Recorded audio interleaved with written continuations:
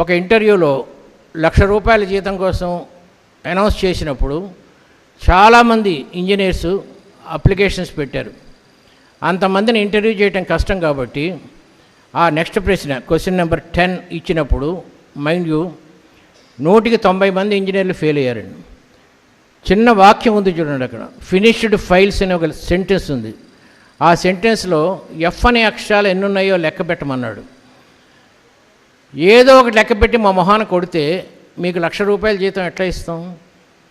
ఒకసారి రాసింది మళ్ళీ చెక్ చేసుకోవాలి కదా.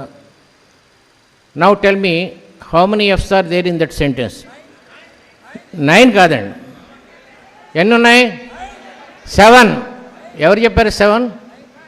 తప్పండి, 8 ఉన్నాయి. అందులో 8 ఎంతమంది రాశారు? తప్పమ్మా, 9 ఉన్నాయి. ఈ మూల ఉన్నవాడు నా స్పీచ్ అంతకుముందు విని ఇక్కడికి వచ్చి నిలబడి గట్టిగా ప్రతిసారి తొందరగా చెప్పేస్తున్నాడు.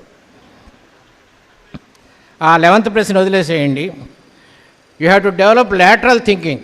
లాటరల్ థింకింగ్ అంటే అందరూ ఆలోచించే విధానం కన్నా కొత్త రకంగా ఆలోచించడం. యాపిల్ పండు కింద పడితే అది కిందే ఎందుకు పడింది, why does not it go up అని అప్పటికి కొన్ని మిలియన్స్ పీపుల్ చూసినా కూడా కేవలం న్యూటన్కి మాత్రమే డౌట్ వచ్చింది. దాన్నే సెంటర్ ఆఫ్ గ్రావిటీ కనుక్కున్నాడు. అలాగా లాటరల్ థింకింగ్ అంటే అందరూ ఆలోచించే విధానం కాకుండా కొత్త రకంగా ఆలోచించడం.